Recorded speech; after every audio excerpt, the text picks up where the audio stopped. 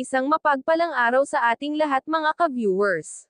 Muling dinalaw na naman ni Kalingap Rab kasama nito ang buong team upang ihatid ang bagong balita para kay Milka at sa pamilya nito.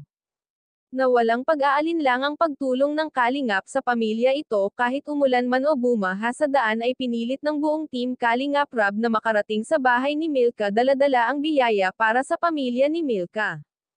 At inabutan na nga ang buong team Kalingap Rab ng gabi at sa pagdating nga ni Kalingap Rab sa bahay ni Milka agarang naman kinukumusta ang pamilya ni Milka.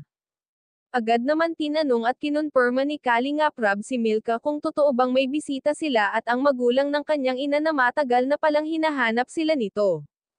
At sa 30 taon sa wakas nakita din sila nito dahil sa Kalingap YouTube channel na panood ng lola ni Milka kung saan sila naruroon. Dahil sa kahirapan ng buhay nila at napakaliblib na lugar ito nakatira. Kalingap Rab labis-labis ang tuwa sa bagong balita ni Milka tungkol dito sa pagdalaw ng lola niya sa kanilang lugar.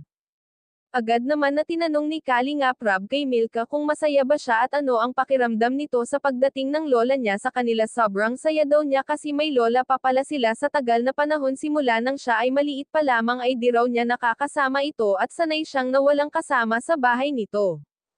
Bukod tangi raw ay madalas makakasama nito sa bahay ay ang mga kaibigan lang daw niya kaya malungkot siya mag-isa sa bahay nito dahil sa malakas ang pananalig niya sa may kapal kinaya niyang mag-isa sa buhay pero sa ngayon masaya siyang at taos-pusong pasasalamat nito kay Kalingap Rab at sa mga taong tumulong sa kanila dahil maraming silang natanggap na blessings sa buhay niya.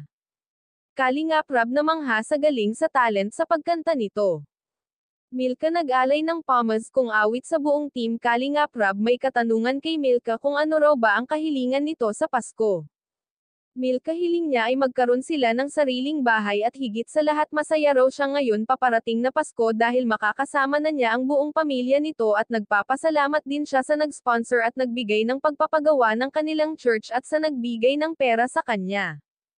Hanggang dito na lang po mga ka-viewers, huwag po natin kalimutan suportahan ang ama ng Kalingap channel na si Val Santos Matubang at ang anak nitong si Kalingap Rab. Mga ka-viewers, paki-subscribe po ninyo ang channel na ito at huwag po magsawang sumuporta sa channel na ito mga ka-viewers. Maraming salamat po at isang mapagpalang araw sa inyong lahat. God bless po sa inyong lahat mga ka-viewers.